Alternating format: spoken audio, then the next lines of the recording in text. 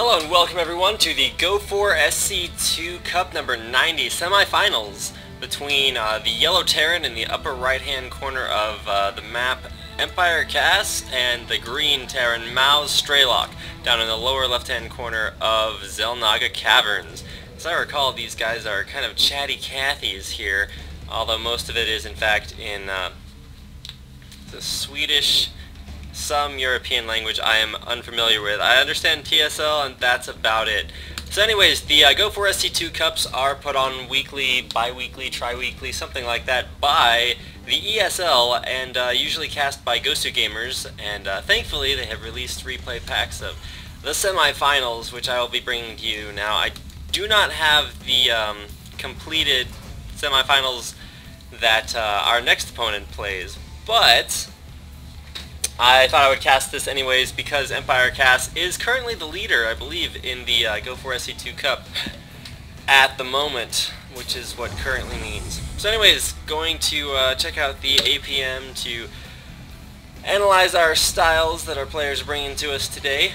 We have Empire.Kas definitely spamming a little bit higher. Strelok, known for his slower APM, but definitely a methodical player as far as his builds are concerned.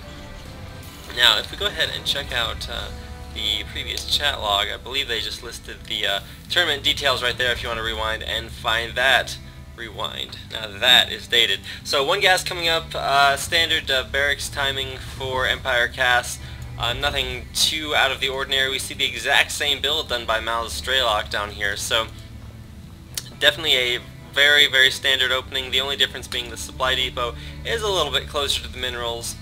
Although I guess if he just went back there, then Empire.Kas would have the advantage there. So right about now, we're going to see the and 0 APM there for Strelok. Not sure what that was about, but not the highest APM spammers, and you'll definitely see that pick up towards the middle of the game when they actually have things to do.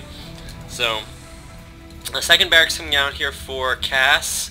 And the deviation is not going to happen currently, although we do not have another barracks down for Strelok. So here comes out the SCV to maybe throw down, the factory in the corner. So only barracks into factory, so maybe going for the 1-1-1 build, but more likely we're going to see fast tech into Hellions or possibly some drops. So an opening Reaper coming out from Kas to do a little bit of scouting, a little bit of harassments.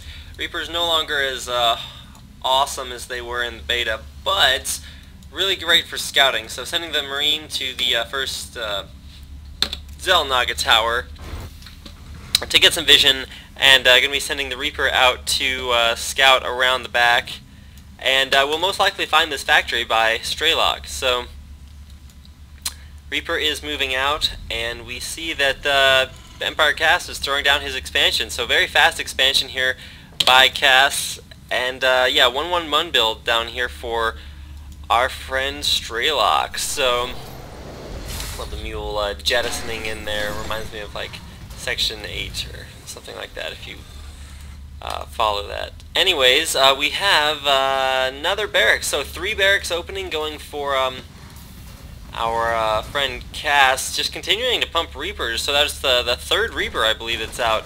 Down here, a little battle at the Xel'Naga Watchtower is won by Kas, as Marine does beat SCV in the intergalactic game of rock, paper, scissors.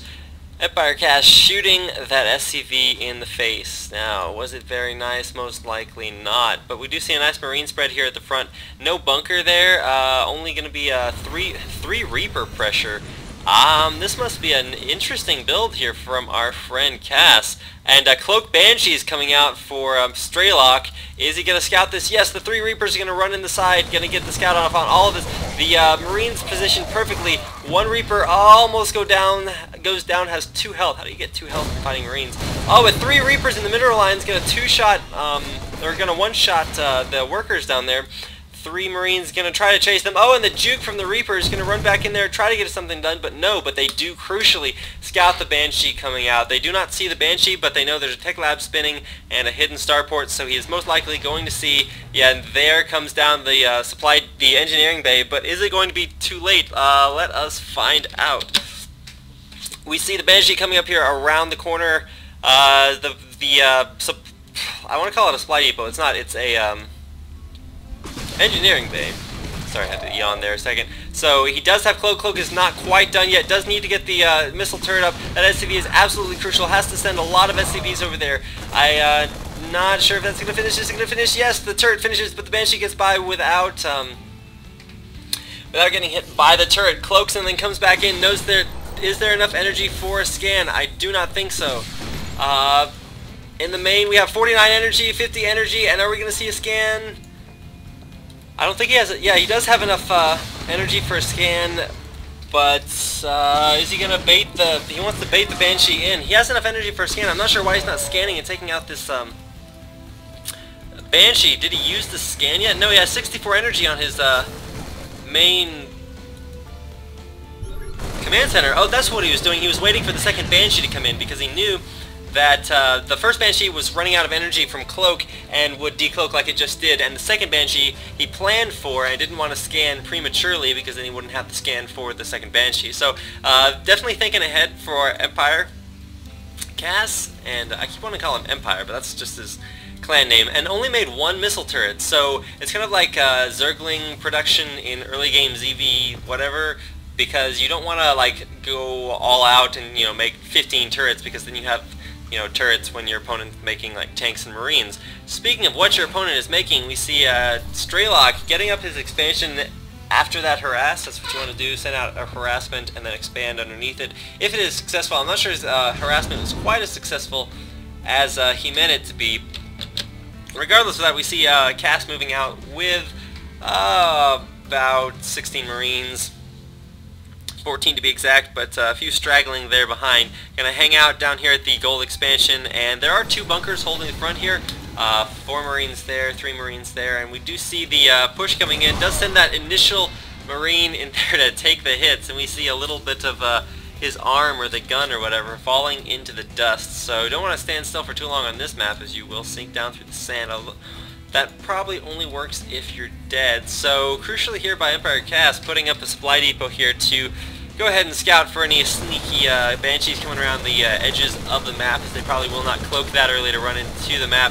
Sending out all of his marines to take down the rocks at the gold base, and we see no command center coming up for Strelok. So Kas definitely pulling ahead as far as economy is concerned. If we go and check out the army tab, we see that he is also ahead in military, although most of that is marines. So we're going to see a battle between Strelok's higher tech army and lower numbers against Kas's higher numbers of units but lower tech, definitely. We do have lots of marines, just basically mass marines for Empire.Kas with some dropship support, which is not exactly what you want against heavy siege tanks and bunkered positions. So if at any time Strelok wants, he may be able to slow push down here to the third base and establish that, just because of his tank superiority. 1 tank out here for Empire.Kas. Push back to the production tab, and we see that Blue Flame Hellions is researching for Strelok. So Strelok committed to the harassment game, and gonna go ahead and start the Viking count.